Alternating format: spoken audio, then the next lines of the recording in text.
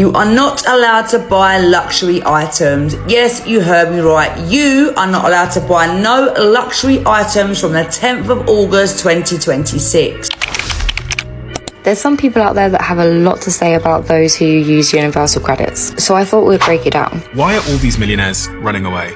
Well, it's not because they're taxing their wealth, because we don't have any wealth taxes. Why do you think they're leaving? I think the reason they're leaving is because the UK economy is really, really weak. I'm a single mom on universal credit and I get $3.5 grand every single month, and that's for benefits alone. I also earn money from making these TikTok videos, and a question that I'm commonly asked is, how does it affect my UC? The DWP just spent £100,000 on an AI tool that scores your tone. Not what you wrote, but how you wrote it. This is the same department whose algorithms have already been shown to discriminate, and now they're grading how you sound when you complain. Oh, mate. First thing in the morning, I feel like shit. Hate getting up. Oh, anyway. My video complaining about the bailiff. Look at my hair. Trying the most expensive desserts in London from Cedric Grolet. Apparently, a £2,700 Easter egg has just arrived in London, so we woke up way too early for this, 10 AM as the doors were just opening. It turns out there was only one available, the rest had been pre-ordered, handcrafted chocolate with a crochet outer Easter chick, limited edition, and honestly the most extra Easter treat ever. Do you think it's worth it? Stay tuned to see the special surprise. Let them eat cake. That's such nonsense. I would never say that. Don't they ever get tired of these ridiculous stories? Did you know that having a benefits and welfare system actually keeps money circulating in our economy? When someone receives universal credit, PIP, housing benefit, state pension, they actually spend it. And often it's on things like rent, food, heating, their kids' shoes. That money being spent has a positive impact on our economy. It goes straight back into local businesses and isn't sitting in an account. This is what economists call the multiplier effect, and the Bank of England has research to back it up. Low-income households spend nearly everything that they receive. The UK's welfare bill is around £333 billion a year, and nearly 100... Welcome to Blighty Blighted, your daily reminder that, like you saw from the thumbnail, the cost of living crisis doesn't seem to affect everybody equally in Britain. Now, I'm not suggesting every wealthy person is sitting in a mansion counting £100 notes while laughing at the rest of us, because life is rather more complicated than that. But you can't ignore the strange feeling that the people at the very top often have considerably more protection from rising prices than ordinary working families. If your household income is enormous, another few £100 on the weekly shop might be irritating, but it isn't going to change whether you can heat the house or put food on the table. Okay, we need to talk about Thames Water. They've just signed on a new CFO and given them a golden handshake of £1 million. Now, the reason that's controversial is because Thames Water are on the verge of collapse. They're £20 billion in debt, and yeah, they could be nationalised as a result. Now, interestingly, Ofwat, that's the government regulator, have banned performance-related bonuses for companies in financial distress or causing severe environmental damage, which is definitely Thames Water right now. So to get around that, obviously Thames Water have decided to give a sign-on bonus instead. Their argument for it was that actually they needed to attract high quality applicants to apply for the role. I can kind of see that argument because they're in so much trouble, but at the end of the day, I think the bigger picture is, I think Thames Water and probably all water companies in the UK need to be nationalised. I mean, basically what we're seeing is all these water companies, because they have monopoly power, they can charge what they want and provide a very poor service. I mean, bearing in mind, obviously, we've seen population increase over decades. We've barely seen any reservoirs being built. We've now got sewage being pumped into our rivers and seas, and there are leaks in pipes everywhere. It's just a system that isn't working, and insanely, England and Wales are the only countries in the world that have a fully privatised water and sewage system. I mean, that says it all, doesn't it? And admittedly, that's why I'm so pro-nationalisation of the water companies. Let me know your thoughts in the comments. Now, the government are setting up a new AI-generated system.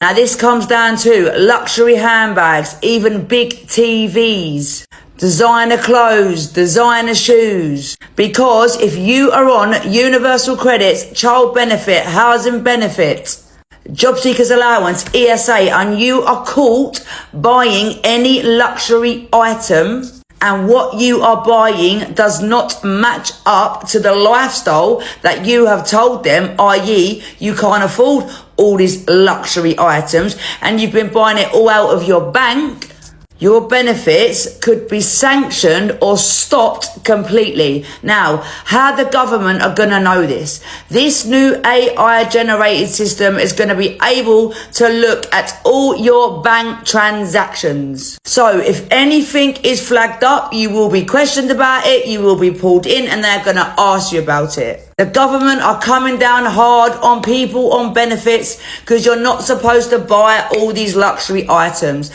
So from the 10th of August 2026, you're not allowed to buy any luxury items. Because the UK consumer is really, really weak. Because we've absolutely crushed the spending power of your average British family. And where are they going? Your average going? British family can barely afford to feed the kids and turn the heating on. So why are you going to start a business here when the customers are absolutely impoverished? Look at this.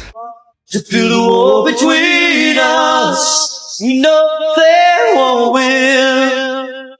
Tell me the UK is becoming a third world country without telling me the UK is becoming a third world country.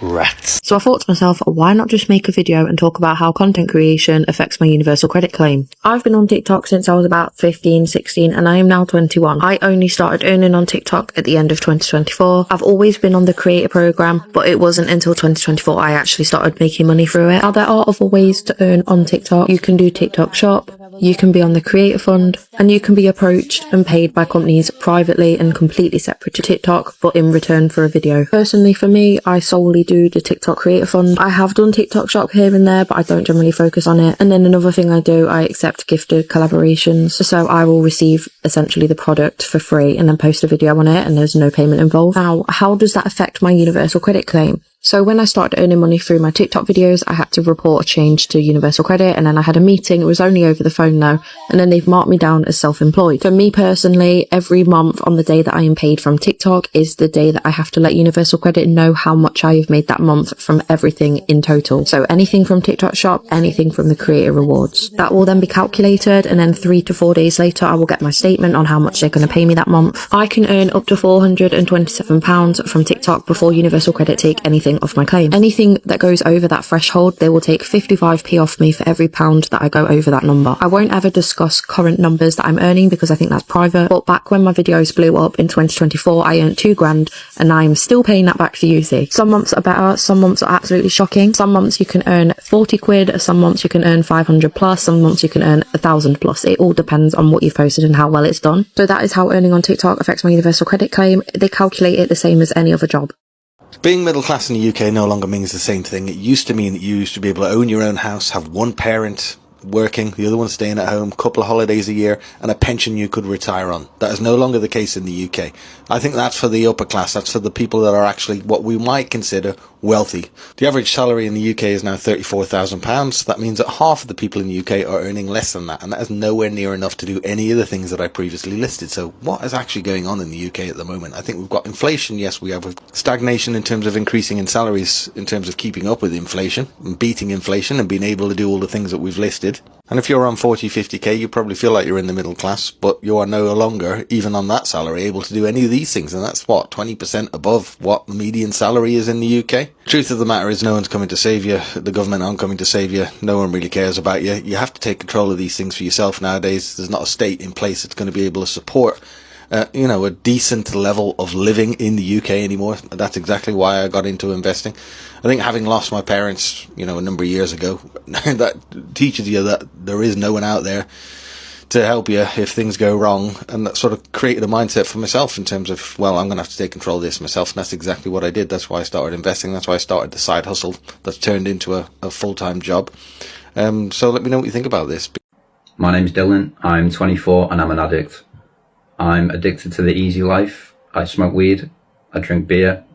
I'm £10,000 in debt. I still live at my dad's. I'm unfit. I come home from work every day and just lie there in bed endlessly consuming other people's content. And frankly, something needs to change. I may technically be a man and I've got the debt and the bills to back that up, but I still feel like a child. I thought one day that you know, everything would just kind of click. And that day hasn't come, and I can't see that day coming anytime soon. So I've been trying to better my life, but the difference now is that I'm going to do this publicly. So most pages like this, they've already made it. They tell you, this is how I used to live, and this is what I did to get out of the trap. But the difference with this page is that it's completely different. I haven't made it. I'm here at the bottom. Neither me or you knows whether I'm going to make it or where I'm going to end up or if any of this stuff even works. So I'm here to just document the process, and I hope it all works out well. So yeah, this is day one. Right, this can't just be me. Like, I buy loads and loads off Minted, right? Loads. Sell loads, buy loads off there. And I have noticed recently that girls are putting ridiculous prices on things, like, and I mean ridiculous. And stuff like a handmade dress or a Zara dress or something like that. There's been 2 dresses I've won, like co-ord sets, stunning.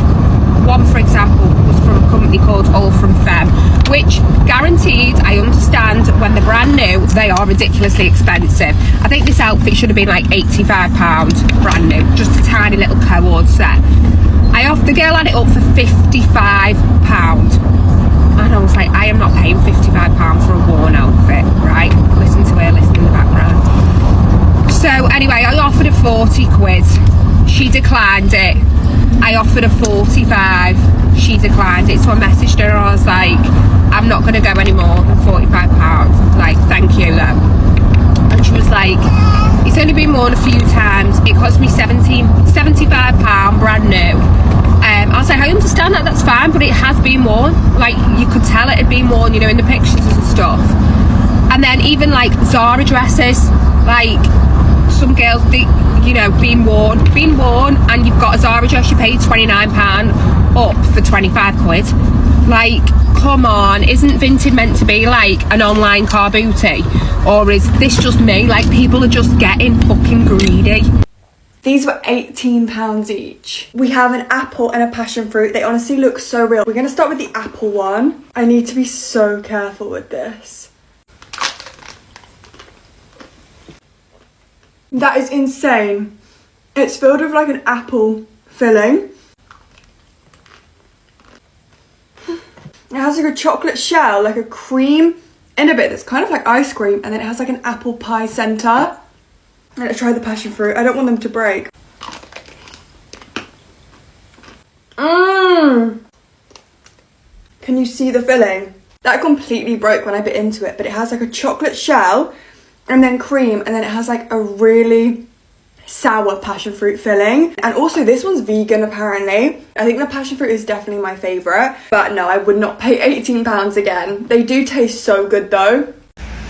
Can we talk about how a really important amount of money can change drastically by not changing? In the UK, there's a limit on how much savings you can have if you claim state support, meaning universal credit. So this was introduced in 1980 when it was income support. It was £2,000, and throughout the 80s and up to 2006, it was uprated roughly with inflation. But in 2006, as you can see, it stopped moving and it hasn't increased with inflation at all. So I'm just really curious, like, if you've ever hit this amount of money, £16,000, and had to get off universal credit, what did that mean for you? Like, were you able to buy a house with that? Were you able to retire? Or did you just kind of spend it until you had to go back on universal credit? Hello everyone, I'm Mandy, a trans girl living in UK, and today we are going to Boxton. We drove through the stunning Peak District to Boxton, and our first stop was Solomon's Temple, a little hilltop tower with amazing views over the countryside. Then we headed into town. Apparently, you're supposed to try the famous mineral water here. Next up was the Crescent, one of Boxton's most iconic buildings, followed by a relaxing walk around a cute little garden. We also found this beautiful shopping arcade with a gorgeous stained glass dome. After a little bookshop browsing, we headed out of town and stopped by a peaceful old quarry lake before driving back through the Peak District. A folder of views, history, prehistory, and little surprises.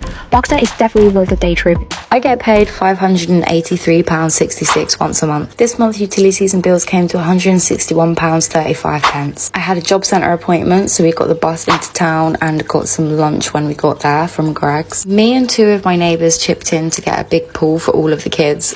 So I really wanted to get Cairo some armbands. There actually wasn't any in B&M. So I just picked up an inflatable, 2 water guns, and a couple of frozen lollies for the freezer. In all honesty, I never saw my life going this way, and I never wanted to be on benefits. Just because I am, it doesn't mean that my child should miss out. After our B&M trip, I went into Tesco just to get a drink, and then I went off to get my nails done while the boys went to get their hair cut. I needed a completely fresh set today, so that's why they cost £50, but they usually are £25. I also got this really nice cat eye French tip effect, which did cost a little bit extra. Anyway, eventually I found Cairo some armbands and some new shoes, but don't even talk to me about the shoes. We lost a croc on the way home. From Superdrug, I just got a couple of bits for the boys. And you best believe we had chippy tea because it got up to 30 degrees this day. I can't be the only one that's refusing to cook in this heat, but I am not cooking in this heat. Last but not least is the expense that I paid for the pool, which was £41, and I paid someone back £30 that I owed. So the total spent today was £370.83. Other than my bills, my nails were genuinely the most expensive thing here, and usually they cost £25. So I wish I could sit here and say that I understand why people give hate to others that receive universal credits, but I honestly don't.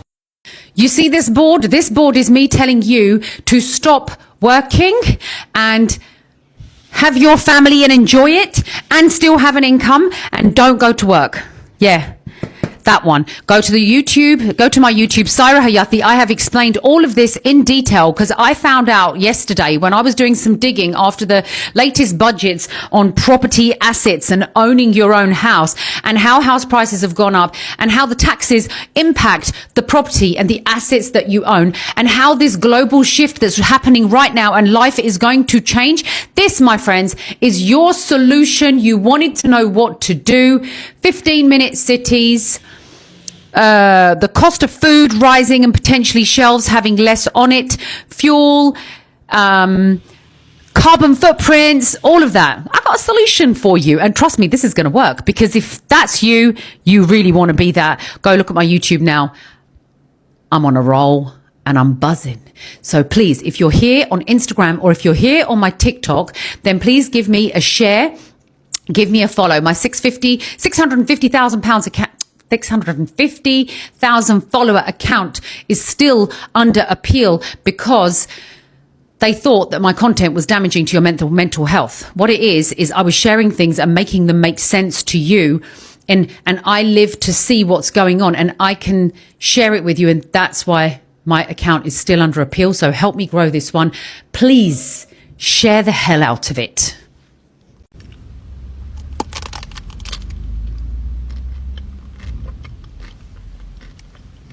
Thank you. I was saying extra, just in case. Extra, just for you.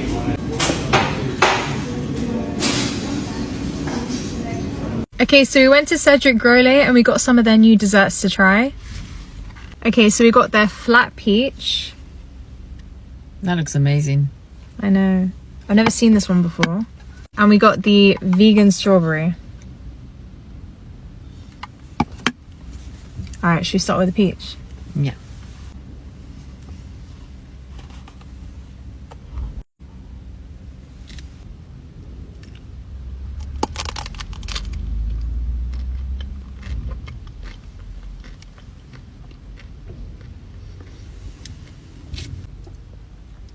That might be my favorite one so far. Really? Wow. I love peach though. Yeah, same. That is amazing. That's incredible. That is incredible. Oh my god. What is that in the middle? Like a peach jam. I've actually got peach pieces in there as well. Yeah.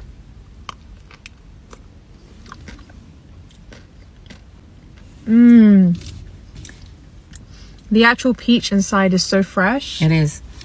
This only came out today. I think it's got like a white chocolate shell and it's got cream and then like jam and then peaches inside. What I love about his desserts is that They're not heavy, they're very light. Yeah. And they're not sickly sweet. Yeah, it's like the perfect balance. It's creamy, it's not too sweet, it's a bit tangy. Honestly, his stuff, they're just a work of art. Okay, so we've actually had the strawberry before, but it's been a while.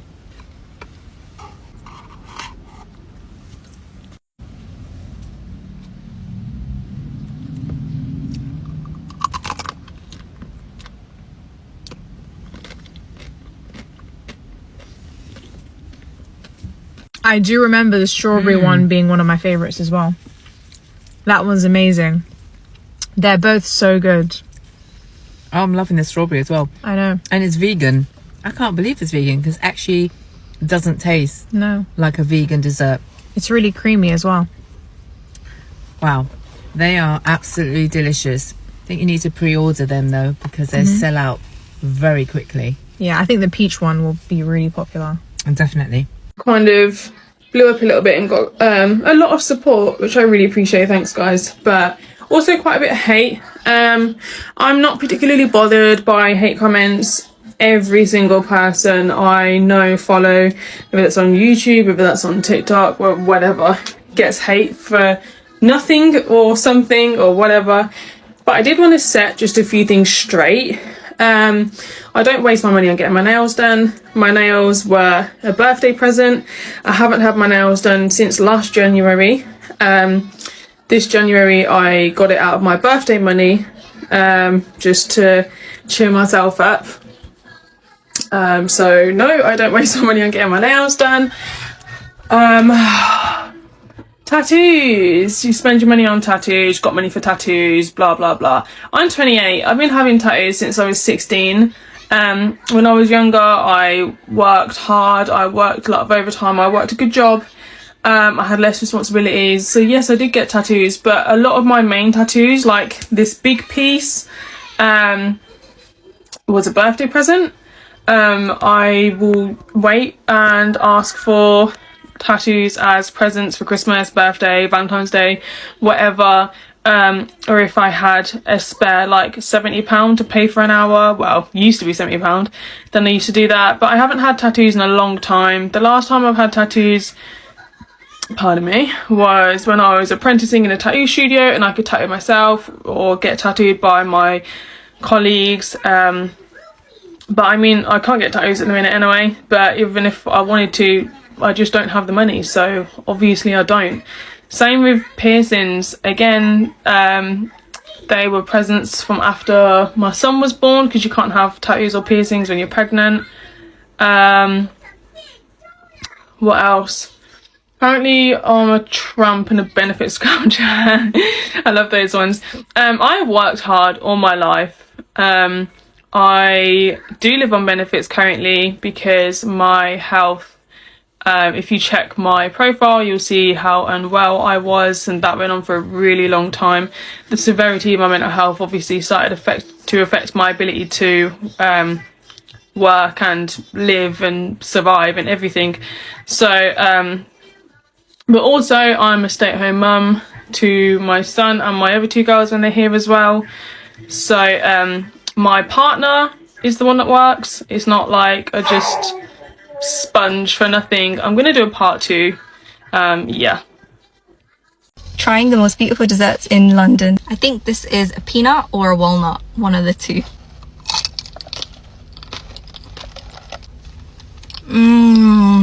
Oh my god. Imagine a creamy moussey Snickers. That's exactly what this tastes like. This is insane. It's like a Snickers ice cream. I'm giving this a 10 out of 10. Amazing. This is raspberry.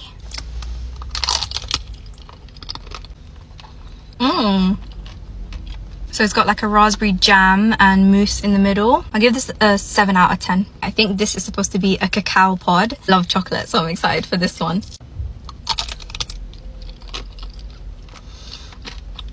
Oh my, that is another 10 out of 10. There's like this crunchy bit at the bottom, a really light chocolate mousse, and then inside a really thick chocolate ganache. This is incredible.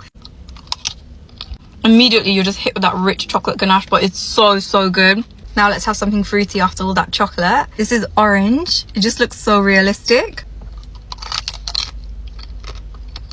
Got this chocolate like biscuity base at the bottom.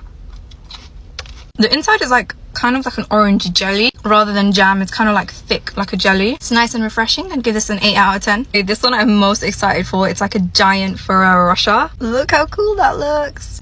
Bon apple teeth. I was expecting the inside to have like that little chocolate ball inside like Ferrero Rocher do, but it doesn't. It's just filled with like a hazelnut mousse. It's still really delicious. 8 out of 10. Next we've got mango. Look how colourful it is. This one is glazed, unlike the others. It's a bit sticky.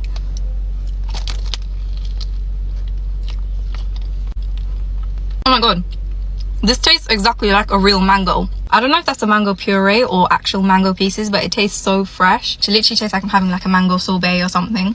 I'd give this an 8.5 out of 10. Okay, now we've got this pina colada or pineapple. Got this cute little straw. Oh, can't drink from it.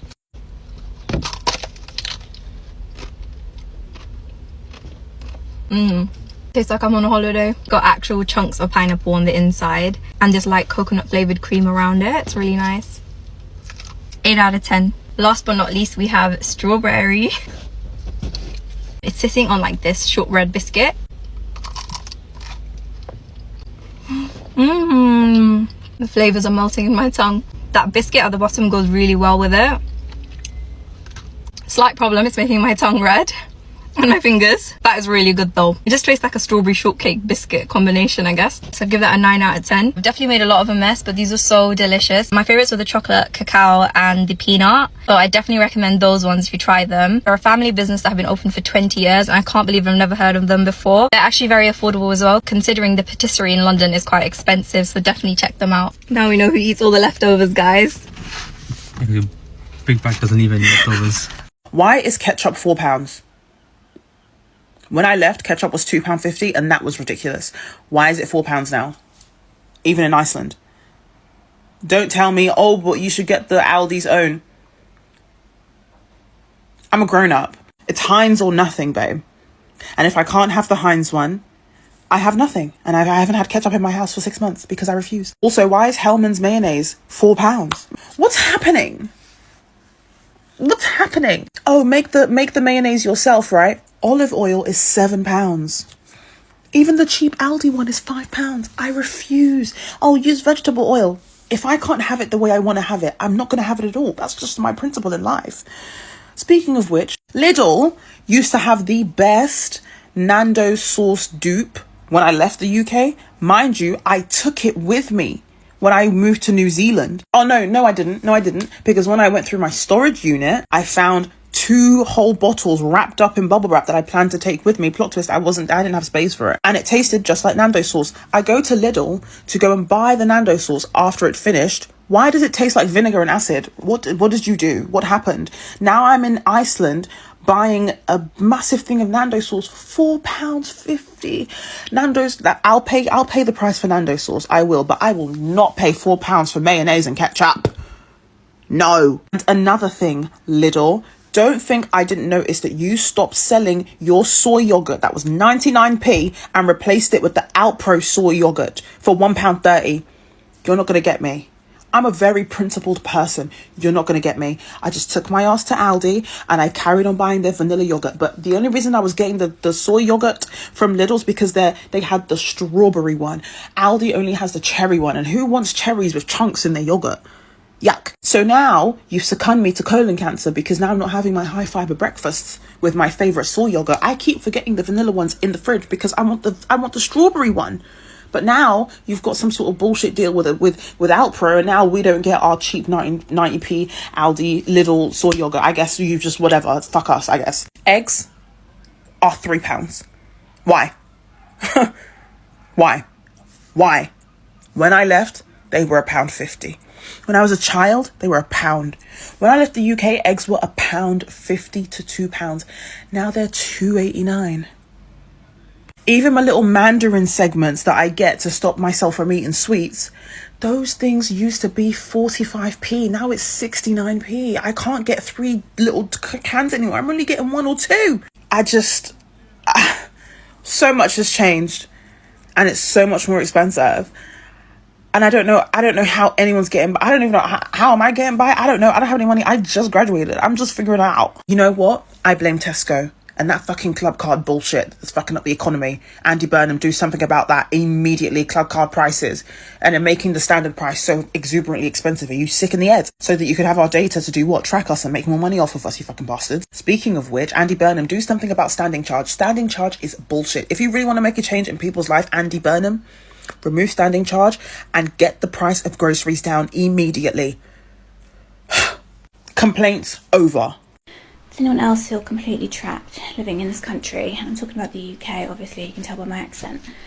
But the cost of living in this country it's astronomical. It's to the point where I'm actually spending all of my spare time trying to learn other languages so that I have some hope of escaping this hellhole. I have no money left at the end of the month.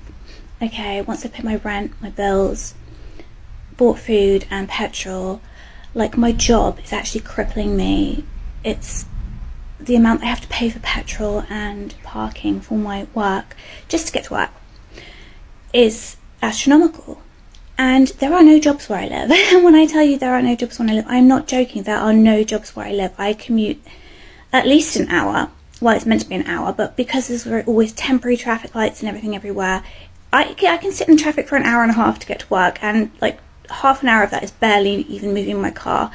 I put petrol in my car and I watch the petrol gauge go down as I'm driving. The cost is through the roof. The cost of food is out of this world in this country. And yes, we have an obesity problem in this country. No wonder why, because healthy food is so expensive. And I know there's loads of issues with the farmers and stuff and the way they're getting taxed, and I feel for the farmers. It's not them, it's the greedy corporations like Tesco's, Asda, you name it. Something else I've also noticed as well, I don't know if anyone else has noticed this, let me know if you have. I don't know how these companies are storing the food that they are putting in their shops, but I have noticed that if I go to certain supermarkets, Aldi and Lidl, and I buy fruit, that fruit does not last 2 seconds, even if it's in the fridge. I can buy some strawberries or some grapes, I will put them in my fridge, and like 2 days later they are covered in mold. So how long are they sitting out the back for before they're put on the shelves? How long are these things left lying around before they're put onto the shelves? And they're not cheap to buy in the first place. You spend a lot of money on these items in the first place because you want to be kind of health conscious and not eat crap, and then you put them in your fridge, you get them home, and you end up throwing away half of the item because it's unedible. I actually believe that if I would not be as depressed as I am if I did not live in the UK, you know, people always joke in the UK, oh, well, I just work and then like I can afford to take a holiday and like escape for a week. But that's no longer a reality for most people because holidays they don't fit into the budget anymore. It's too expensive. You don't have any money left at the end of the month to put aside to put into a holiday. There is no escape. There is no escape. You are working your backside off. And that's another thing. It's not just the cost of everything. It's the work culture that we have in this country. I have a friend that went to university in Texas quite some years ago, probably like 10 years ago, and he was telling me that even 10 years ago when he was in Texas, the Americans would say to him that, oh, I don't know how you survive in the UK. You live to work, but we work to live. As in, like, you have no work-life balance in the UK. You are worked to the bone. You're expected to bend over backwards to please your employer. There are no perks to working. There is no incentive to work. You are taxed so much, and yet a lot of people have to take on second and third jobs because they can't afford to live on the money that they're earning in their full-time job. Absolutely, I just feel like I'm trapped in life. I feel like there is no escape, and it doesn't matter what I do. It doesn't matter, do you know what I mean? I've just got a new job, and that job's already crippling me because I can't afford to pay for the parking and the petrol. It's insane. And the worst thing is that these companies are profiting off of this. These big corporations, the supermarkets, they're making money from us. They're passing those costs on, those extra costs to the consumer, and they're making billions in profit.